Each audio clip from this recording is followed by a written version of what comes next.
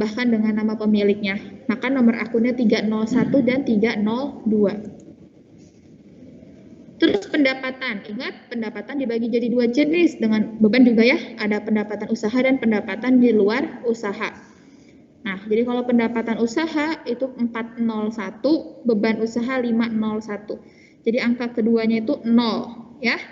Sedangkan yang di luar usaha itu angka keduanya 1. Gitu. Nah, ini nomor akun ini teman-teman ya nantinya akan memudahkan kalian ketika membuat laporan keuangan. Ya, semisalnya ketika membuat laporan keuangan kalian ngeblank atau lupa beban bunga itu masuknya beban usaha atau di luar usaha ya. Nah, nanti kalian bisa lihat di nomor akunnya. Di neraca saldo setelah penyesuaian nantilah kita belajar kok. Ya, intinya kalian juga perlu paham nomor akun ini bacanya apa dan artinya apa. Ya, setidaknya ini kalian tahu nih, di angka kedua ini artinya dia membedakan antara satu jenis dengan jenis yang lain.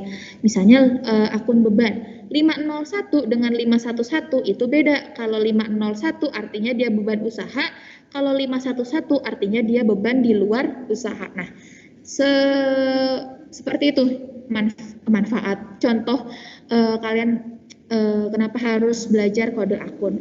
Sampai sini ada yang mau ditanyain dulu? Terutama yang kode desimal. Ya, boleh. Jadi kalau yang nomor-nomor ini mah kayak universal kan, maksudnya kayak kalau misalkan 511-nya yang administrasi bank, yang 512-nya yang bunga itu boleh atau gimana Bu? Boleh, iya boleh, itu semua tergantung perusahaan sih. Umumnya perusahaan itu mengurutkan berdasarkan yang paling intens, yang paling selalu dikeluarkan oleh perusahaan. Misalnya kayak beban gaji mah tuh ya semua juga pasti akan menghitung beban gaji, beban listrik, air, dan telepon. Jadi yang utama atau yang di urutan awal-awal itu biasanya yang paling sering digunakan oleh perusahaan, yang paling intens pengeluarannya ataupun pendapatannya, seperti itu. Ya, nggak selalu urutannya sama. Biasanya sih kalau dalam pembelajaran akuntansi sih udah ada sama ibu dikasih daftar akunnya. Kayak kemarin pas jurnal umum ulangan udah ada kan daftar akunnya. Nah, jadi di sini ibu menitik beratkan kalian harus paham nih angkanya. Karena nanti ini akan sangat memudahkan kalian ketika membuat laporan keuangan. Begitu, Jeremy. Ya. Makasih Bu. Jadi nggak selalu misalnya pendapatan bunga, boleh nggak Bu pendapatan bunga 412, boleh aja, itu tergantung, emang semua ini tergantung perusahaan yang nentuin kok teman-teman ya, begitu. Tapi ini yang paling umum ya, yang paling umum digunakan itu adalah yang kode desimal, karena dari kode desimal itu lebih memudahkan perusahaan dalam membedakan kode akunnya. Jadi dari kode akun itu dapat tahu identitasnya bagaimana. Nah, terakhir nih, ini informasi tambahan aja ya, bahwa oh ada loh satu lagi jenis kode akun dengan cara kombinasi nih huruf dan angka. Nah, kalau huruf dan angka, jadi dia ditulis tuh inisialnya teman-teman. Misalnya akunnya harta. Harta tadi yang sudah kita ketahui ya, ada harta lancar, ada harta tetap, dan harta tidak berwujud. Nah, tapi di SMA ini kita nggak akan memperdalam harta tidak berwujud ya teman-teman. Jadi nanti pun di laporan keuangan kita hanya akan melaporkan harta lancar dan harta tetap. Nah, balik lagi ke sini. Di sini ada harta lancar dan harta tetap. Disingkat pakai inisialnya HL dan HT. Nah, masing-masing ini kan punya anaknya lagi tuh, ada kas, piutang usaha, perlengkapan. Nah, nanti mereka dikasih kode tuh, kas 0HL strip 01, piutang usaha HL02, perlengkapan HL03, dan seterusnya. Begitu juga dengan harta tetap. Nah, tapi tetap yang lebih umum digunakan dan nanti akan kita gunakan adalah yang kode desimal. Ada yang mau ditanyain lagi sebelum kita masuk ke buku besar? Udah sih itu doang kode akun teman-teman. Gak usah dihafalin yang sulit-sulit. Ini aja tadi supaya kalian tahu ya. Setiap angka itu mereka menentukan jenisnya. Oke? Jadi kalau misalnya kalian nemuin ada kode akun awalnya itu 4, oh berarti kalian tahu itu pendapatan. Kalau angka pertamanya itu 5, oh berarti kalian tahu itu beban gitu ya. Lanjut ya. Sekarang lanjut ke buku besar sekilas ya, atau pengantar tentang buku besar. Nanti minggu depan baru kita coba ngerjain buku besar, oke? Buku besar. Nah, kita baru masuk nih ke buku besarnya. Buku besar itu adalah alat yang digunakan perusahaan untuk mencatat perubahan yang terjadi pada satu akun, maaf itu salah ya, suatu akun yang disebabkan karena adanya transaksi keuangan. Gini teman-teman, kalau kemarin di jurnal umum itu kalian kan mencatat dari transaksi yang udah dianalisis, dicatat ke jurnal umum tuh ya, satu persatu setiap tanggal. Ya, setiap tanggal. Nah, kalau di buku besar itu nanti kita akan mencatatnya itu setiap akun.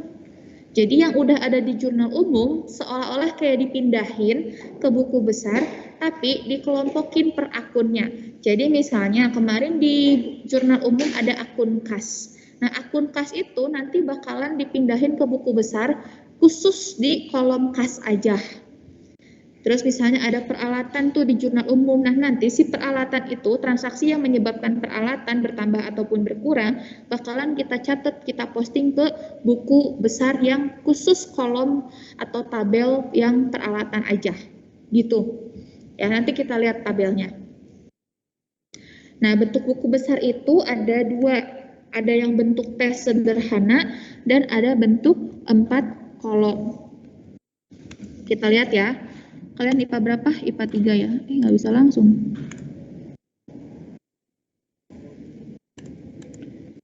Nih, kita lihat.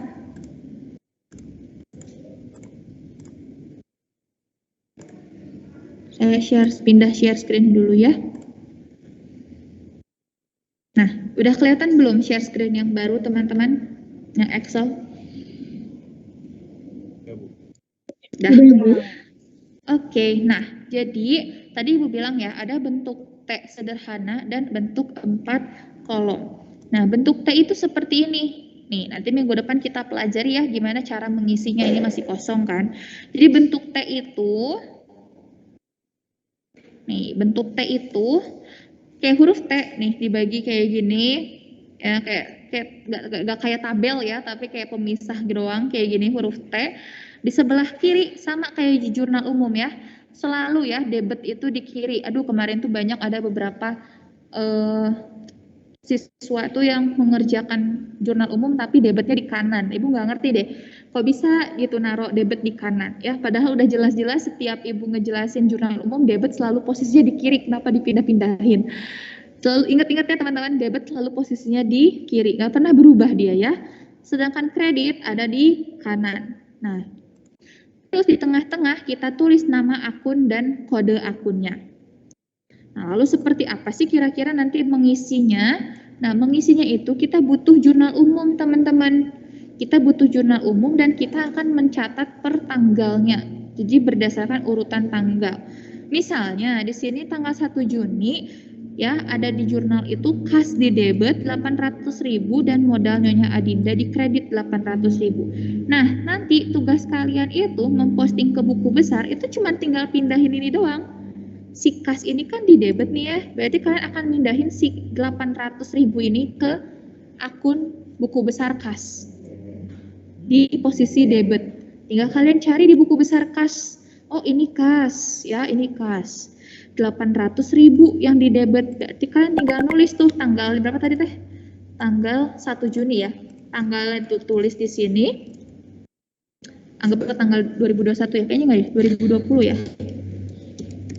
Ini tanggalnya, terus tinggal tulis berapa angkanya. Udah selesai. Kayak gitu contoh pengerjaannya buku besar. Gampang banget dah ini mah ya, beneran ini mah